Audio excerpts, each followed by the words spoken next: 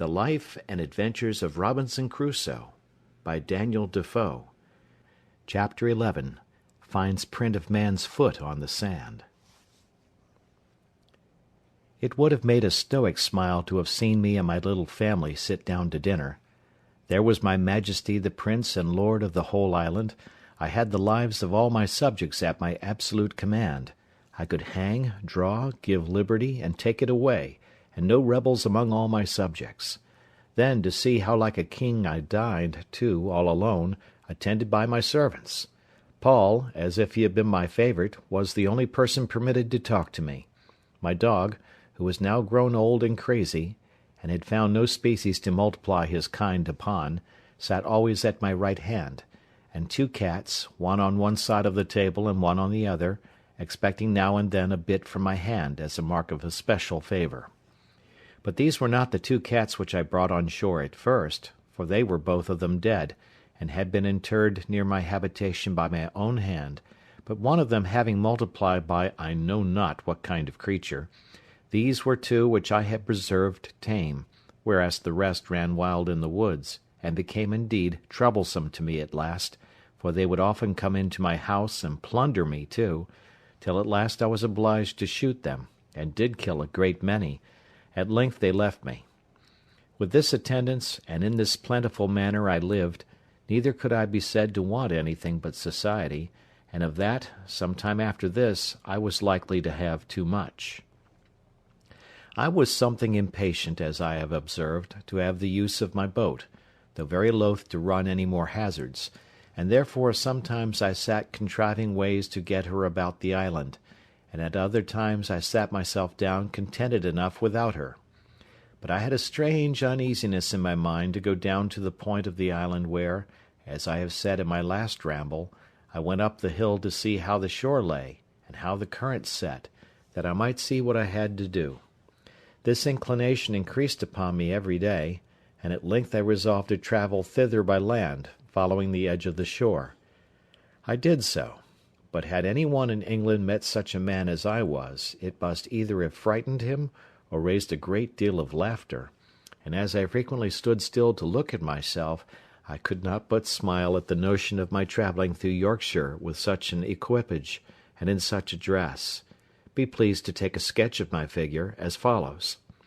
I had a great high shapeless cap, made of a goat's skin, with a flap hanging down behind, as well to keep the sun from me as to shoot the rain off from running into my neck, nothing being so hurtful in these climates as the rain upon the flesh under the clothes.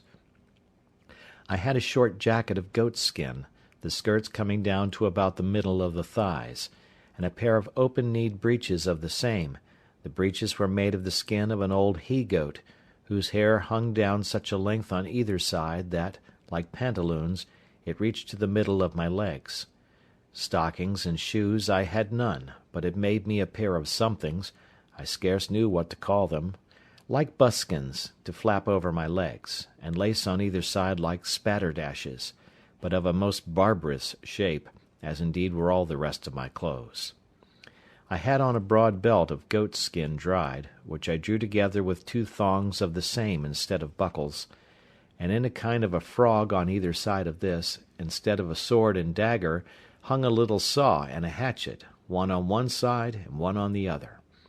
I had another belt not so broad, and fastened in the same manner, which hung over my shoulder, and at the end of it, under my left arm, hung two pouches, both made of goat's skin too, in one of which hung my powder, in the other my shot. At my back I carried my basket, and on my shoulder my gun, and over my head a great clumsy, ugly, goat's skin umbrella, but which, after all, was the most necessary thing I had about me, next to my gun. As for my face, the colour of it was really not so mulatto-like as one might expect from a man not at all careful of it, and living within 9 or 10 degrees of the equinox. My beard I had once suffered to grow till it was about 1/4 of a yard long, but as I had both scissors and razors sufficient, I had cut it pretty short, except what grew on my upper lip, which I had trimmed into a large pair of Mahometan whiskers, such as I had seen worn by some Turks at Sallee, for the Moors did not wear such, though the Turks did, of these mustachios or whiskers. I will not say they were long enough to hang my hat upon them, but they were of a length and shape monstrous enough, and such as in England would have passed for frightful. But all this is by the by, for as to my figure, I had so few to observe me that it was of no manner of consequence, so I say no more of that. In this kind of dress I went my new journey, and was out 5 or 6 days. I travelled first along the seashore, directly to the place where I first brought my boat to an anchor to get upon the rocks, and having no boat now to take care of, I went over the land a nearer way to the same height that I was upon before, when, looking forward to the points of the rocks which lay out, and which I was obliged to double with my boat, as is said above, I was surprised to see the sea all smooth and quiet, no rippling, no motion, no current, any more there than in other places. I was at a strange loss to understand this, and resolved to spend some time in the observing it, to see if nothing from the sets of the tide had occasioned it. But I was presently convinced how it was, that is, that the tide of ebb setting from the west, and joining with the current of waters from some great river on the shore, must be the occasion of this current, and that, according as the wind blew more forcibly from the west or from the north, this current came nearer or went farther from the shore. For waiting thereabouts till evening, I went up to the rock again, and then the tide of ebb being made, I plainly saw the current again as before, only that it ran farther off, being near half a league from the shore, whereas in my case it set close upon the shore, and hurried me and my canoe along with it, which at another time it would not have done. This observation convinced me that I had nothing to do but to observe the ebbing and the flowing of the tide, and I might very easily bring my boat about the island again. But when I began to think of putting it in practice, I had such terror upon my spirits at the remembrance of the danger I had been in, that I could not think of it again with any patience. But, on the contrary, I took up another resolution, which was more safe, though more laborious, and this was, that I would build, or rather make, me another periagua or canoe, and so have one for one side of the island, and one for the other. You are to understand that now I had, as I may call it, 2 plantations in the island, one my little fortification or tent, with a wall about it, under the rock, with a cave behind me, which by this time I had enlarged into several apartments or caves, one within another. One of these, which was the driest and largest, and had a door out beyond my wall or fortification, that is to say, beyond where my wall joined to the rock, was all filled up with the large earthen pots of which I have given an account, and with 14 or 15 great baskets, which would hold 5 or 6 bushels each, where I laid up my stores of provisions, especially my corn, some in the ear, cut off short from the straw, and the other rubbed out with my hand. As for my wall, made as before, with long stakes or piles, those piles grew all like trees, and were by this time grown so big, and spread so very much, that there was not the least appearance to any one's view of any habitation behind them. Near this dwelling of mine, but a little farther within the land, and upon lower ground, lay my 2 pieces of corn land, which I kept duly cultivated and sowed, and which duly yielded me their harvest in its season, and whenever I had occasion for more corn, I had more land adjoining as fit as that. Besides this, I had my country seat, and I had now a tolerable plantation there also. For first, I had my little bower, as I called it, which I kept in repair; that is to say, I kept the hedge which encircled it constantly fitted up to its usual height, the ladder standing always in the inside. I kept the trees, which at first were no more than stakes, but were now grown very firm and tall, always cut, so that they might spread and grow thick and wild, and make the more agreeable shade, which they did effectually, to my mind. In the middle of this I had my tent always standing, being a piece of a sail spread over poles, set up for that purpose, and which never wanted any repair or renewing, and under this I had made me a squab or couch with the skins of the creatures I had killed, and with other soft things, and a blanket laid on them, such as belonged to our sea bedding, which I had saved, and a great watchcoat to cover me. And here, whenever I had occasion to be absent from my chief seat, I took up my country habitation. Adjoining to this I had my enclosures for my cattle, that is to say, my goats, and I had taken an inconceivable deal of pains to fence and enclose this ground. I was so anxious to see it kept entire, lest the goats should break through, that I never left off till, with infinite labour, I had stuck the outside of the hedge so full of small stakes, and so near to one another, that it was rather a pale than a hedge, and there was scarce room to put a hand through between them, which afterwards, when those stakes grew, as they all did in the next rainy season, made the enclosure strong like a wall, indeed stronger than any wall.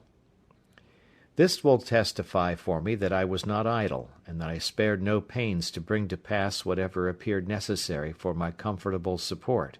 for I considered the keeping up a breed of tame creatures thus at my hand would be a living magazine of flesh, milk, butter, and cheese for me as long as I lived in the place, if it were to be 40 years, and that keeping them in my reach depended entirely upon my perfecting my enclosures to such a degree that I might be sure of keeping them together, which by this method, indeed, I so effectually secured, that when these little stakes began to grow, I had planted them so very thick that I was forced to pull some of them up again. In this place also I had my grapes growing, which I principally depended on for my winter store of raisins, and which I never failed to preserve very carefully, as the best and most agreeable dainty of my whole diet. And indeed they were not only agreeable, but medicinal, wholesome, nourishing, and refreshing to the last degree. As this was also about half-way between my other habitation and the place where I had laid up my boat, I generally stayed and lay here in my way thither, for I used frequently to visit my boat, and I kept all things about or belonging to her in very good order.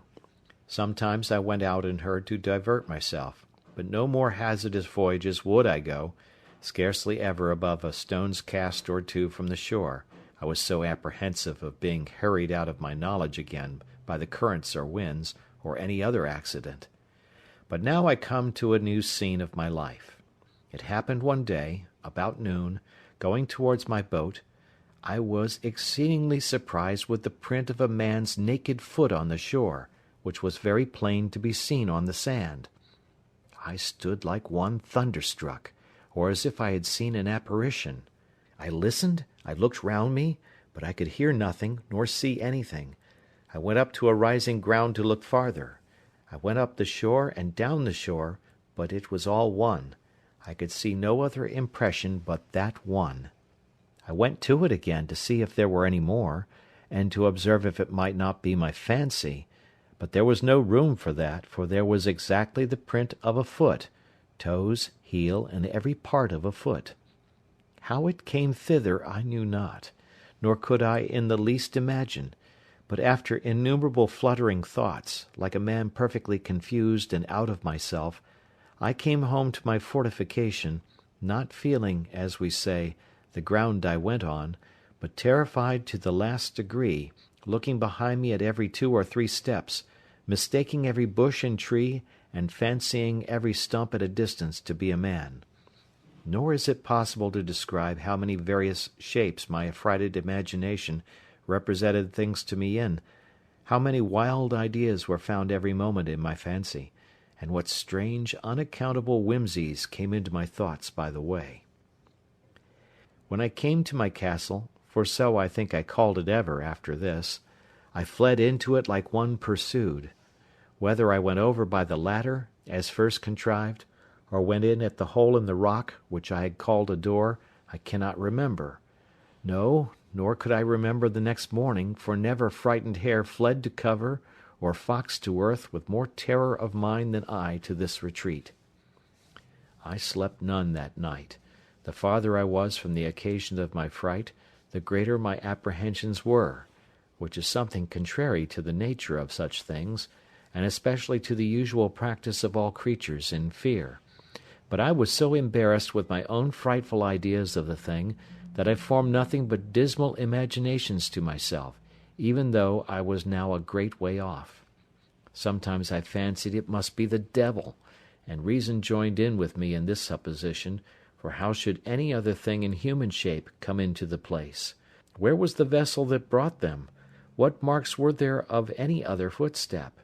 And how was it possible a man should come there? But then, to think that Satan should take human shape upon him in such a place, where there could be no manner of occasion for it, but to leave the print of his foot behind him, and that even for no purpose too, for he could not be sure I should see it,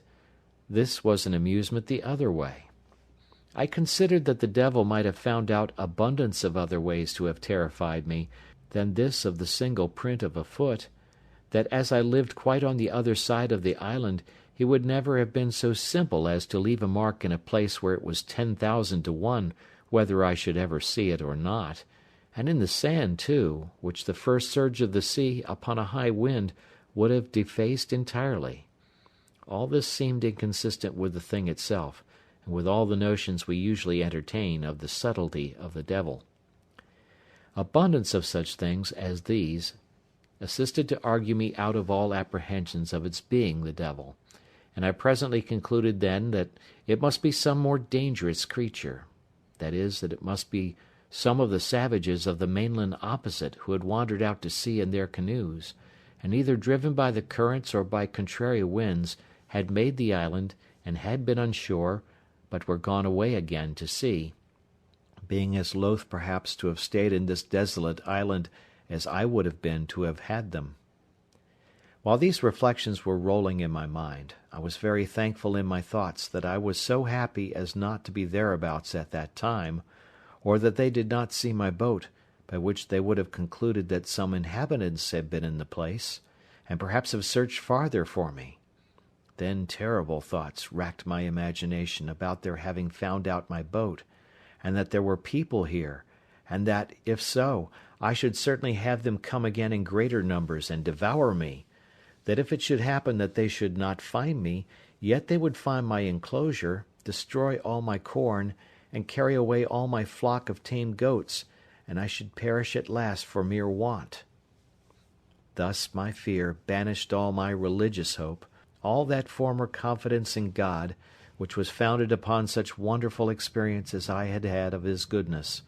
as if he that had fed me by miracle hitherto could not preserve by his power the provision which he had made for me by his goodness.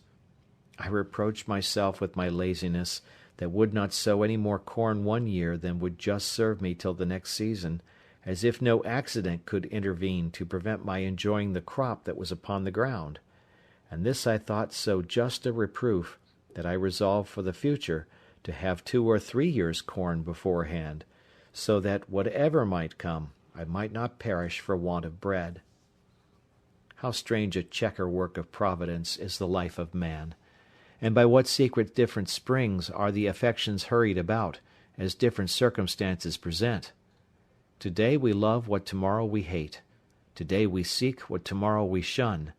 To-day we desire what tomorrow we fear, nay, even tremble at the apprehensions of. This was exemplified in me at this time, in the most lively manner imaginable, for I, whose only affliction was that I seemed banished from human society, that I was alone, circumscribed by the boundless ocean, cut off from mankind, and condemned to what I call silent life, that I was as one whom heaven thought not worthy to be numbered among the living, or to appear among the rest of his creatures, that to have seen one of my own species would have seemed to me a raising me from death to life, and the greatest blessing that heaven itself, next to the supreme blessing of salvation, could bestow. I say, that I should now tremble at the very apprehensions of seeing a man, and was ready to sink into the ground at but the shadow or silent appearance of a man having set his foot in the island. Such is the uneven state of human life, and it afforded me a great many curious speculations afterwards, when I had a little recovered my first surprise. I considered that this was the station of life the infinitely wise and good providence of God had determined for me,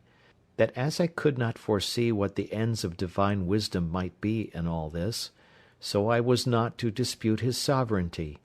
who, as I was his creature, had an undoubted right, by creation, to govern and dispose of me absolutely as he thought fit,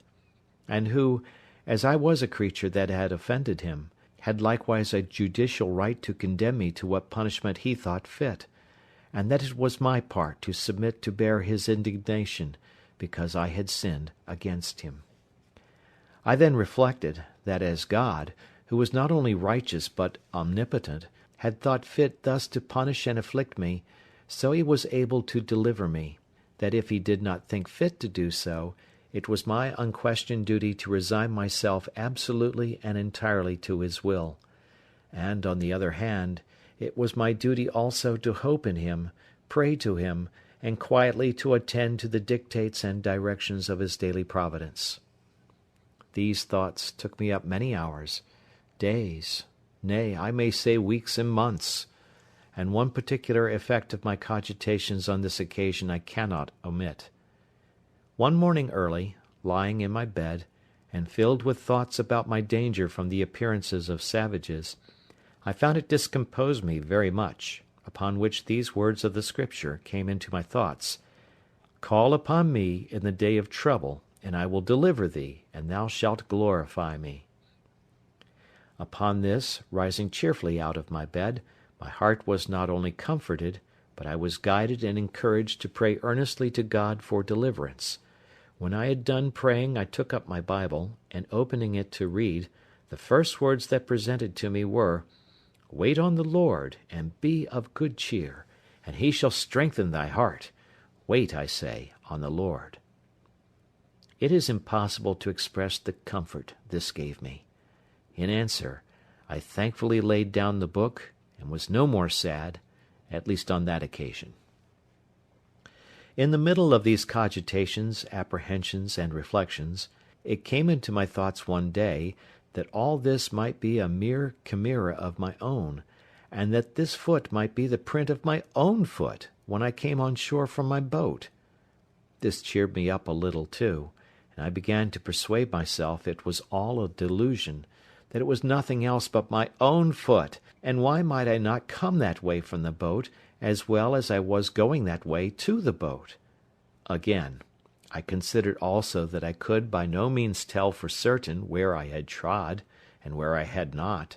and that if at last this was only the print of my own foot,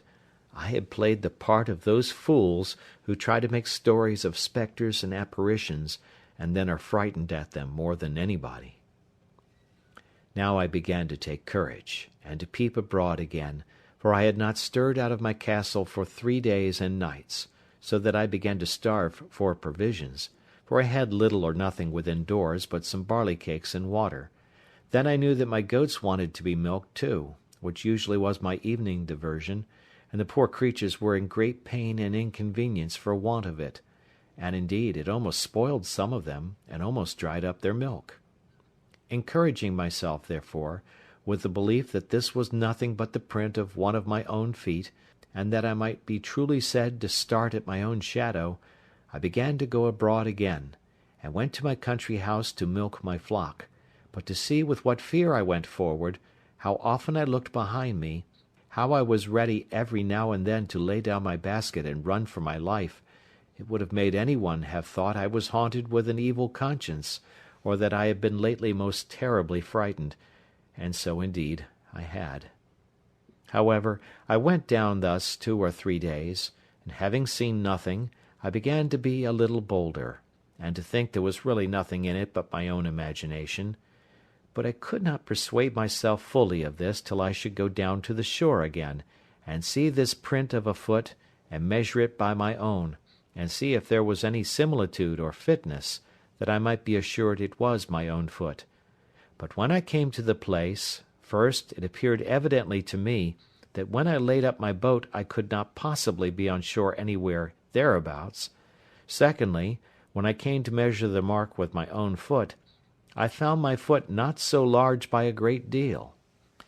Both these things filled my head with new imaginations, and gave me the vapours again to the highest degree, so that I shook with cold like one in an ague, and I went home again filled with the belief that some man or men had been on shore there, or, in short, that the island was inhabited, and I might be surprised before I was aware, and what course to take for my security I knew not.